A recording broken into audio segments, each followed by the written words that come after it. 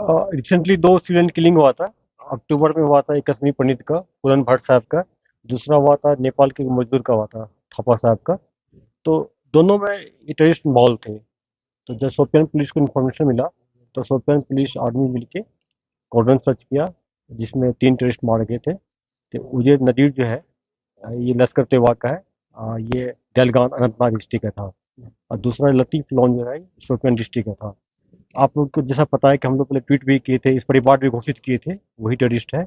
और दोनों मारा गया। उसके साथ एक और नया लड़का ज्वाइन किया था पिछले महीने, डाउन टाउन बारामूला को, भी मारा गया है, ककरू। तो अभी प्रेजेंटेशन क्या है, या अभी कॉर्डन अफेयर अभी कुछ एक्सपेक्टेशंस ये है पूरा शूटिंग? सर्च हो गया। 3 टेररिस्ट मारे गए। एक AK-47 राइफल, 2 पिस्टल मिला, ग्रेनेड मिला, काफी सामान मिला। तो विजय कुमार जी, आप बताइए, जो सेंस ऑफ इनसिक्योरिटी जो माइनॉरिटीज में है, तो इससे पैसिफाई हो जाएंगे? क्योंकि जो आज 2 एलिमिनेट हुए थे जो इन्वॉल्व थे इसमें, तो डिपार्टमेंट क्या कर रही है उनको पैसिफाई देखिए, करने के लिए, sense sense of of insecurity? Insecurity आप मीडिया वाले फैला रहे हो, ऐसा कुछ नहीं है। कि पिछले 3 साल में जितना भी सिविलियन किलिंग हुआ है, इंक्लूडिंग कश्मीर पंडित, सारे मॉड्यूल को या तो हम लोग पकड़ लिया या न्यूट्रलाइज कर दिए हैं। अभी तक में एक बच गया है, जिसमें आदिल वानी है, शोपियान का। उसको बहुत जल्दी हम लोग न्यूट्रलाइज कर देंगे। तो थोड़ा सा हम सिंह साहब की तरफ आना चाहेंगे सर। तो अगर ओवरऑल थोड़ा सा क्वेश्चन, प्रेजेंट सिचुएशन आप किस तरह देख रहे हैं वैली की, as per the militancy point of view? देखिए, वैली का सिक्योरिटी सिनारियो बहुत बेहतर है आज की तारीख में। मुझे खुशी इस बात की कि आज काफ़ी ठंड हो जाने के बावजूद भी टूरिज्म, जो लोगों की रोजी रोटी, जहाँ की बहुत बड़ी उसका साधन है, आज भी बड़ी अच्छी तादाद में लोग विजिट कर रहे हैं, आ रहे हैं। डल लेक की खूबसूरती अभी देख करके वहां से गुजरे तो मैं कह रहा था कि डल भी पहले से कितनी साफ दिखने लगी है। और बाहर से आने वाले जो पंछी आते हैं, मेहमान हमारे, उनकी भी बड़ी अच्छी खासी आमद वहां पर नजर आई। ओवरऑल जिलों में, श्रीनगर में ओवरऑल ड्यूटी की बात करें तो सिक्योरिटी की सिचुएशन बहुत बेहतर है। अभी भी हम लोग जो देख रहे हैं उसमें जो मॉड्यूल्स जो इस वक्त मिलिटेंसी को चलाते हैं, तंजीमों का तो लगभग सफाया हो चुका है। अभी जो मॉड्यूल कभी TRF के खाते में, कभी एक किसी को दूसरे के खाते में चलता है, उनका भी एक एक बात सफाया हो रहा है। जैसे ADG कश्मीर बता रहे थे कि ये भी एक मॉड्यूल जो सिविलियन और खासतौर पे मिनॉरिटी किलिंग में शामिल था, नॉन लोकल लेबर की किलिंग में शामिल था, इसका भी आज के एनकाउंटर में मान लीजिए सफाया हुआ। मैं समझ रहा हूँ कि सिक्योरिटी की सुरक्षा दिन ब दिन बेहतर हो रही है, लोगों का बहुत बड़ा ताउन है। इसके साथ आने वाले टाइम पे हम देख रहे हैं कि सिचुएशन 2-4 महीनों में और ज्यादा बेहतर होगी। तो ये जो पिछले कुछ हफ्तों से ये जो थर्ड नोटिस निकल रहे हैं माइग्रेंट्स के लिए, जो यहाँ पर काम कर रहे हैं, एम्प्लॉयज है, अपनी जिम्मेदारी पे रहे हैं, TRF की तरफ से निकल रहा है, इस पे कुछ पुलिस की कार्रवाई हुई है? और साथ साथ में ये TRF बाकी पाकिस्तान से प्लान हो रहे हैं, या किसी और किसी की साजिश है?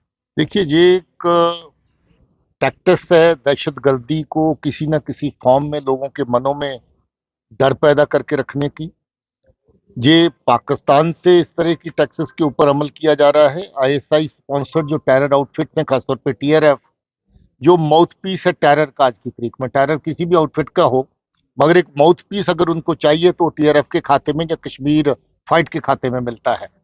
ये लोगों को डराने में और कश्मीर की जो पॉपुलेशन है, कश्मीर के जो लोग हैं, उनके मन में भी खौफ पैदा करने के लिए एक तरह का टैक्टिक है कि जहां पर बाहर से आने वाला ये ले गया, वो ले गया।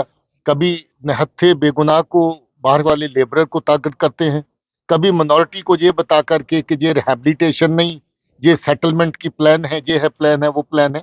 अब मुझे बताइए कि कश्मीरी पंडित या कश्मीर का रहने वाला हिंदू जो किसी स्टेज पे मान लीजिए आगे पीछे भी जहां से हुआ होगा, आज वो वापस आकर के अगर अपने भाइयों के साथ बैठ के जहां नौकरी कर रहा है, कंधे से कंधा मिला के बाकी कामों में हिस्सा ले रहा है, क्या जो उसका हक नहीं है? क्या ये पाकिस्तान तय करेगा कि कौन जहां पर काम करेगा या कौन नहीं करेगा? ये तय लोगों को करना है, ये तय सरकार को करना है। सरकार तय कर चुकी है, लोगों ने मिलकर काम करना। किसी तरह का डर या खौफ लेकर के आगे बढ़ने की जरूरत नहीं। खाम खा में कई बार मीडिया चीजों को थोड़ा सा ज्यादा कर देता है। जैसे अभी कह रहे थे, इस तरह की अगर आप ओवर टोटल अगर देखेंगे सिविलियन किलिंग्स का सिलसिला 4-5 साल के अंदर, उसका ग्राफ बहुत पीछे आया है। टेररिस्ट किलिंग का अगर आप सिलसिला देखेंगे तो लगभग टेररिस्ट जो है वो खत्म हो रहे हैं। आज तादाद मैं पहले भी कह चुका हूं कि डबल डिजिट के अंदर सीमित होकर रह गई है लोकल की भी, और डबल डिजिट के अंदर सीमित हो गई है फॉरनर की भी। इन्फिल्ट्रेशन देखेंगे तो बहुत पहले से कम हो गई है। इक्का दुक्का जहां पर हुई है, कुछ तो सरहद के ऊपर ही एनकाउंटर हुए जिसमें ये लोग मारे गए इन्फिल्ट्रेट करते हुए, कुछ लोग इन्फिल्ट्रेट करने के बाद जहां पर हिंटरलैंड के अंदर एनकाउंटर्स के अंदर मारे गए हैं। ऑपरेशंस लगभग हर हफ्ते चल रहे हैं, कार्रवाई बराबर जारी है। मुझे लग रहा है कि आने वाले टाइम में जो छोटा मोटा इनका बचा खुचा एलिमेंट है उसका भी सफाया हो जाएगा। लोगों को डर और खौफ में रहने की जरूरत नहीं है। लोगों को पुलिस के साथ पूरा ताउन करने की जरूरत है। कहीं भी इस तरह की को दहशत की साजिश अगर बनती है, पनपती है, उसको खत्म करना पुलिस का और सिक्योरिटी फोर्सेस का काम है।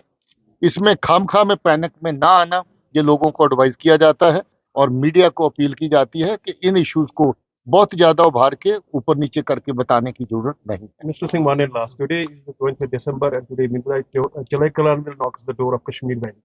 किसी तरह की चेंजेस आ सकती है मिलिटेंटों के मूवमेंट्स में, क्योंकि मौसम का काफी इम्पैक्ट रहता है। देखिए, जब जब ठंड आती है तो दहशतगर्द जंगल छोड़ के घरों की तरफ आता है। तो जाहिर है कि जब जंगल छोड़ के, बाग बगीचा छोड़ के घरों की तरफ आता है तो चांसेस रहते हैं कि ज्यादा कहीं ना कहीं आमना सामना भी होता है। वैसे हम जंगल में जाने के लिए भी तैयार हैं और बाग बगीचों में जाने के लिए भी तैयार हैं। बर्फ हो, ठंड हो, उसका हमारी सेहत पे कोई असर नहीं पड़ता है।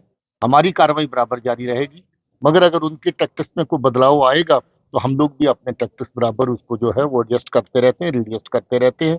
हमारी ये कोशिश है कि आवाम को बची कुची दहशतगर्दी, जिसने जहां पर लोगों का जीना हराम किया, जिन्होंने बच्चों की पढ़ाई खत्म कर दी लगभग, जिन्होंने नौजवानों के कैरियर छीन लिए, उस सारे माहौल को बदल करके अमन का माहौल जहां पर बने, इसलिए हमारे ऑपरेशन और हमारी कार्रवाई आवाम के हक में जारी रहे। Thank you very much.